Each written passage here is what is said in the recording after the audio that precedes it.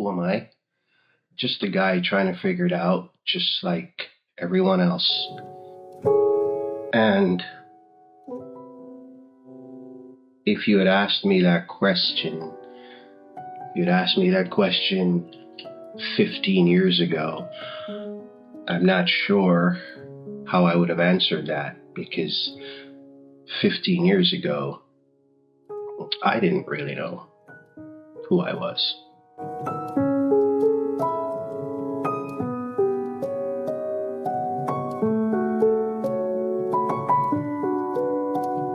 A better question, I think, to ask me is, who am I becoming? And I say that's a better question because I didn't like the me of 15 years ago and beyond. But I love who I'm becoming. And that's because I'm freer. I'm starting to find myself. And I know that some people will find that to be overly simplistic or superficial, but it's true. The me that I'm finding now, I love that me because that me has learned to do some things that before 15 years ago I wouldn't have even considered. Things like really loving someone,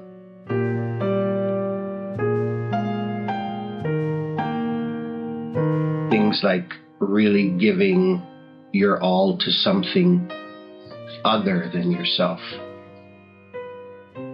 not necessarily bigger than yourself,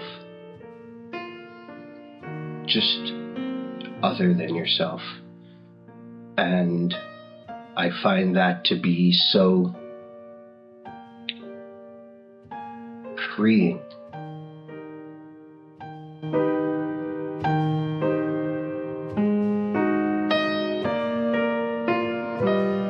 That freedom to finally think and figure things out.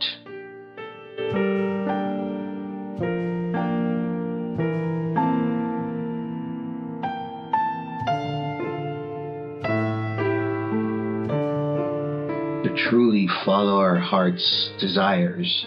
Again, philosophical in its sounding, but it's really what we need. Getting back to nature, going for a walk, just being outside and realizing just how small we really are in the big scheme of things. Like just looking at the smallest bug you could find while out on a walk and realizing that this tiny thing in your palm, if you have it in your palm or just observing it, is so unique and so much like us because they procreate, they eat. I'm sure they are prone to the changes of temperatures and nature just like we are. But they're the tiniest things. And if we're really being honest with ourselves and look at ourselves in the grand scheme of things and the context of the smallest thing, animal, you can find, you realize just how small we really are in the grand scheme of things. And then it goes further and allows you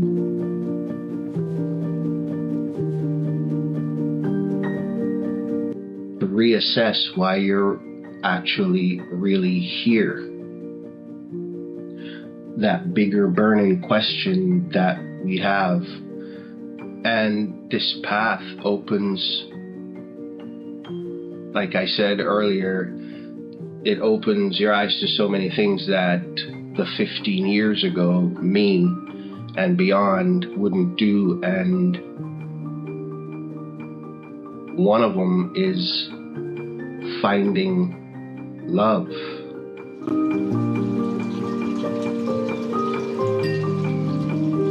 And truly understanding and embracing what it is to be loved.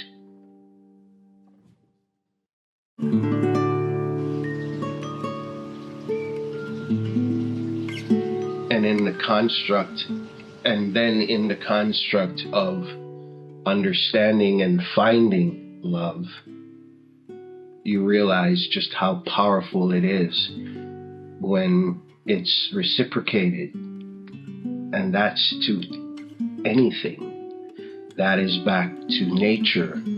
That is to the love of a pet. The way they greet you when you return.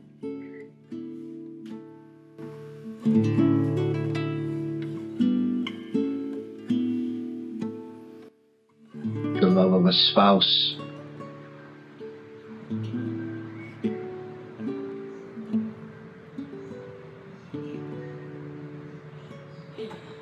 Who has helped you grow and understand just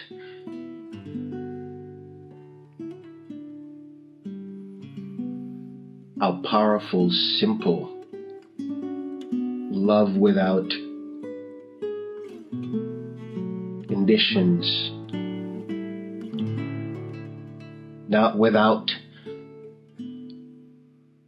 the conditions necessary for a relationship to grow, but allowing you to understand compromise.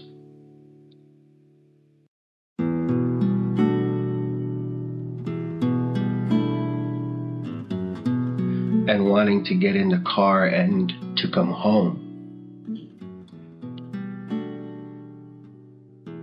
Instead of finding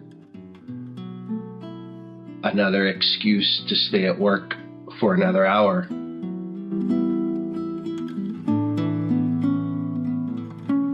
A love that is so freeing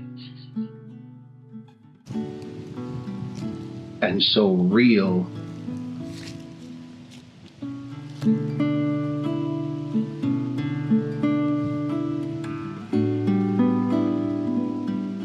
Trying to see that it makes you pop up out of your sleep at night crying, asking, is this really how it's supposed to feel? That kind of love.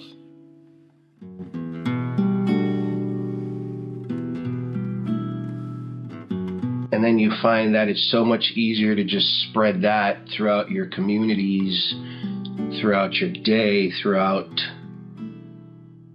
your families, even if it's difficult to deal with them. You really just get an appreciation for love.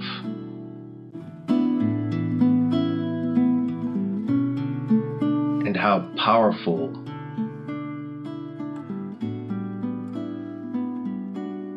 when executed right, how powerful and truly meaningful it can be.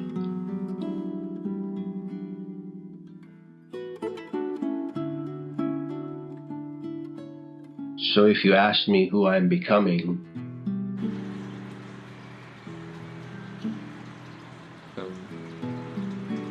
as simplistic an answer as this is, it is my answer. I'm becoming me. Finally.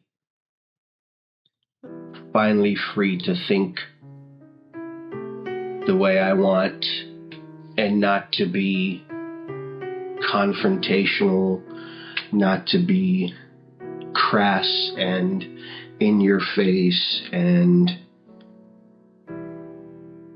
yelling and shouting, but finally free to say what I want to say. Because we all have something we want to say. And I don't want to say what I want to say like I just said, in your face and crass and rude.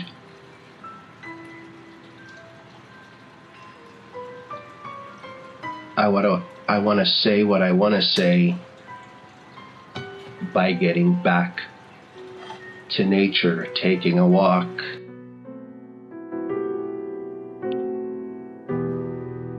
And if a profound thought pops in my head while I'm on that walk, sharing it with you. If it's something about the love of nature, then that be it. If it's not, and it's just an idea or a thought, the love of humanity, I think, mandates, requires that I pass that on.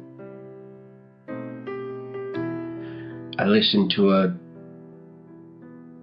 talk show host, syndicated talk show host, Dennis Prager, a while back, and he said something very profound, and it can be debated to be not always true or not feasible in all situations, but he said, and I'm paraphrasing, we have a moral obligation to act happy around others, even when we're not, because they had nothing or have nothing to do with our unhappiness. And like I said, you can debate that away, but I think it's profound, and I think it is true, at least 90% of the time, that we remember empathy and that we're not alone in our pursuit. And when we're having a dumpster fire day or several dumpster fires in that day or that week, when it just seems like if it rains, it pours, when we're having those and we think, whoa, it's me,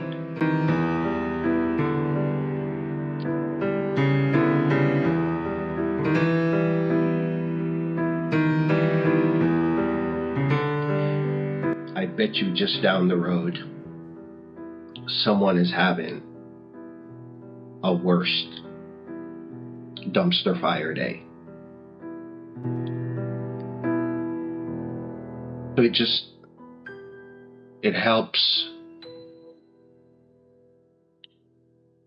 Who am I becoming helps me to say what I want to say. And that is all of what I've learned along the way. All the scenarios in life that you probably have seen before and have experienced, but just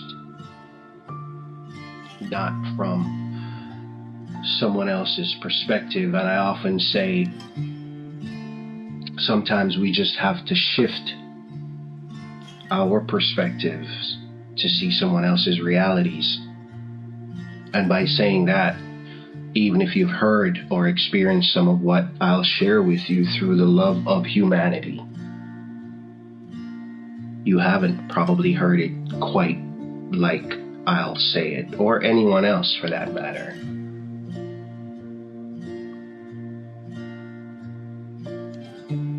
So I'm becoming me, and that me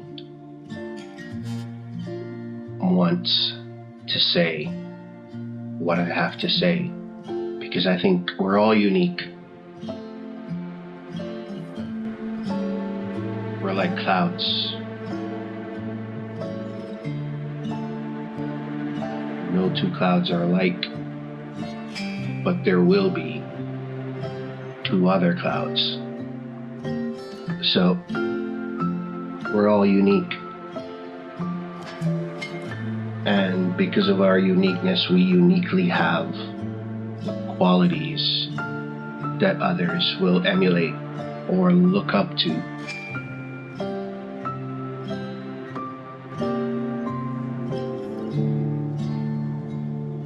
So I'm going to follow my heart, my new heart. And I'm going to take this newfound love of self, of others, of nature and humanity in general, and I am going to say something. So that I can leave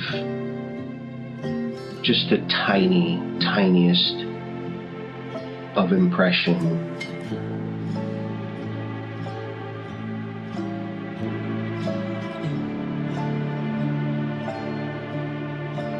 in this vast ocean we call Earth, one we can't navigate without the boat called self. So, who am I becoming? I'm becoming me. Thanks for stopping by. As always, be good out there, take care of yourselves, and I hope to see you on another episode of Clarity Essentials.